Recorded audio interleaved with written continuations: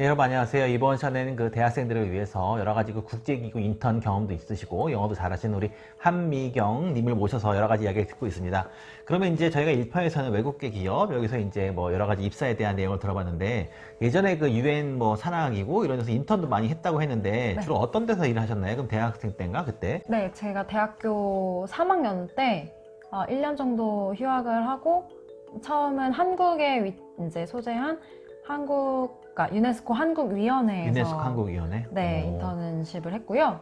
그 다음에는 이제 UAE의 수도에 UAE가 어디인 거예요? 그 중동이라고 아랍 보시면 거기 네, 두바이 아랍에미리트. 이런 데 있는데? 맞아요. 오. 근데 두바이로 유명한데 사실 수도는 아부다비거든요. 아부다비가 수도예요? 네, 그래서 오. 아부다비에 위치한 거기도 가는 거예요 그러면? 네, 오. 그래서 거기서 한 7개월 정도 그 국제재생에너지기구라는 곳에서 이제 인턴십을 했었습니다. 그것도 유엔 산하기구 같은 네, 거예요? 오. 맞습니다. 근데 그런 데는 어떻게 알고 지원한 거예요 그러면? 일단 유네스코 한국위원회는 UN 관련된 쪽에 제가 그 당시에 관심이 많았어서 이제 서치를 하다가 그때 공고가 있었어요. 그래서 지원을 하면서 우연히 국제협력팀에 합류를 하게 됐고 한 3개월 정도 되게 짧은 기간 동안에 인턴십을 했는데 주로 했던 일은 이제 총회를 프랑스에서 하는데요. 그 총회 준비나 번역 업무 같은 것들을 많이 지원을 했었던 것 같습니다. 아 그럼 그때 월급은 받고 했어요 그러면? 네, 그 한국위원회는 월급을 소정의 월급을 받고 보통 얼마 있습니다. 받아요 그러면? 잘 기억은 안 나는데 아, 그렇게 많지는 그래? 않았어요. 그러면 딴 데는 돈 안 주나요 그러면? 딴 유엔 기구는? 이제 UN 인턴십을 많이 알아보시면은 다들 알게 되시겠지만 유엔이나 그러니까 헤드쿼터나 아니면 유엔 산하기구들 중에 유엔 헤드쿼터? 네, 그러니까 뉴욕에 뉴욕에 있는 있는 거? 네, 이나 아니면 유엔 산하기구들 중에 많은 곳들이 무급으로 인턴십을 진행하는 그래? 곳이 많아요. 네. 그러면 어떻게 생활을 어떻게 해? 해외를 만약 가면 비행기 값은 자기가 내는 거예요 그러면? 저 같은 경우에는 운이 좋아서 이제 직접 제가 국제기구에 지원을 해서 들어간 케이스가 아니라 외교부에서 파견을 나갔던 케이스였어요. 그래서 외교통상부에 지원을 요청을 해서 그 당시에 이제 어느 정도의 금액을 받고 그리고 집을 직접 구해서 그곳에서 생활을 했었습니다. 그 아부다비 거기 갈 때? 네, 국제기구 자체에서는 월급을 주지 않았고요. 그럼 아부다비는 거기 가서 무슨 일 했어요 그러면? 거기가 네. 그 남자들만 있고 여자는 별로 없는 그런 데 아닌가요 거기가? 그게 그쵸. 사우디아라비아인가? 거기도 뭐 하고 들어가잖아요. 그러니까 비슷한 문화권인데요. 그 이제 방금 말씀하신 것처럼 여성분들은 굉장히 보수적으로 샤일라나 뭐 이런 검정색 샤일라? 샤일라라고도 부르고 오. 여러 가지로 부르는데요. 그 외국인 여자가 일할 수 있어요 거기서? 네, 그럼요. 아부다비는 좀 개방적이어서 영국인들이나 해외에서 이제 오신 이제 인력들이 굉장히 많아요. 그래서 오히려 그 아부다비 태생이신 에미라티라고 하시는 분들이 에미라띠? 네, 에미라티라고 부르는데요. 그런 분들이 오히려 30% 정도밖에 인구 비중을 인구에서? 네, 다 차지하지 외국인들이에요 그러면? 네, 오.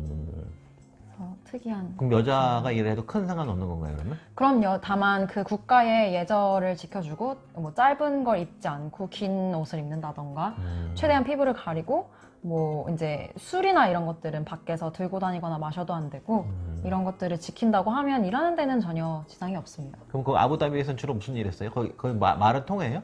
주로 이제 영국인들이 많이 처음에 이런 것들 도입을 했기 때문에 영어로 업무를 거의 다 하고 있고요. 국제기구였기 때문에 특히나 영어가 메인 언어여서 큰 어려움은 없었습니다.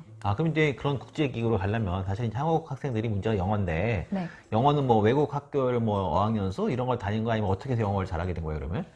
어학연수를 짧게 중학생 때 10개월 정도 다녀오기는 했어요. 근데 사실 영어가 많이 늘게 된 거는 저희가 한국에 와서 이제 스스로 공부를 독학을 하게 되었는데 문화에 관심이 많았어요. 그래서 미국 드라마를 정말 많이 봤고 미드를? 네, 미드 보면서 정말 주변 사람들이 시끄럽다고 할 정도로 보면서 계속 따라했어요. 그래서 그거를? 네. 자막 갖다 놓고 아니 어떻게? 자막도 영어 자막, 한국 자막 둘 다 틀어놓고 모르는 거는 표현을 다 그대로 녹음을 하거나 그러니까 따라 영어 적고. 자막 보면서 따라했다는 거예요? 네. 그래서 가장 이제 한국에서 공부를 하시는 분들이 가장 부족한 게 말하고 듣는 거거든요. 이제 주변 환경이 주어지지 않기 때문에 그 말투와 톤 이런 걸 배우는 데는 드라마나 이런 게 가장 최고더라고요. 그러면 하루에 몇 시간이나 봤어요 미드를? 원래 대학생 때 열심히 본 거예요 그러면? 고등학교 때도 열심히 아, 봤었고. 그래? 고등학교 때 미드를 봐요? 어. 네, 그래서 미드 사실 뭐 노는 거 반, 공부 반이었는데 전 도움이 많이 됐죠. 그래서 하루에 뭐 한두 시간은 꾸준히 봤던 것 같아요. 지금도 영어 공부 열심히 하세요, 그러면? 지금도 사실 제가 기업에 있지만 영어로 업무하는 게 거의 50% 이상 차지하고 있어요. 그래서 저 같은 경우에는 이걸 잊지 않기 위해 아침에 출근길마다 영어 라디오를 듣고 계속해서 따라하고 모르는 표현, 비즈니스 표현 같은 거는 항상 메모해뒀다가 꼭 그날 한 번씩 사용해보는 방법을 하고 있습니다. 또 뭐 영어 꿀팁 딴 게 또 뭐가 있을까요, 그러면? 꿀팁이라고 하면 저 같은 경우에는 예를 들어 저는 지금 IT 업계에 종사를 하고 있기 때문에 이제는 그냥 미드를 보는 게 아니라 예를 들어 아마존의 CEO, 뭐 페이스북의 CEO 이런 관련 업계에 있는 종사하시는 분들의 인터뷰 영상을 굉장히 많이 봐요. 그래서 업계에서 쓰는 그 용어들 그리고 그들이 쓰는 표현 이런 것들을 많이 체득하려고 노력하고 많이 보고 있습니다. 거의 이제 그 마지막이긴 한데 네. 유엔이나 이런 국제기구 이런 데 인턴십 가려고 한 학생들이 있으면 네. 꼭 뭘 준비하면 좋겠다 아니면 어떻게 하면 좋더라 뭐가 있을까요, 그러면? 일단 먼저 인턴십이 석사가 전제로 이제 되는 곳들이 많아요. 사실 저는 학부생 때 가서 특이한 케이스긴 했는데 지원을 하시는 데 있어서 그냥 수동적이 아니라 외교부라던가 그리고 실제 그 국제기구 메인 홈페이지 같은 곳을 지속적으로 계속 들어가셔서 자리가 있는지를 계속 찾아보셔야 될 것 같아요. 정보 싸움이기 때문에. 그리고 석사를 하실 수 있으면 사실 가장 좋습니다. 네. 석사를 한국에서 받고 아니면 미국에서 받고 어떻게 해요? 그건 사실 상관이 없어요. 이제 보통 많이들 하시는 게 정치 외교나 국제협력 이런 쪽들의 전공을 많이 하시는데요.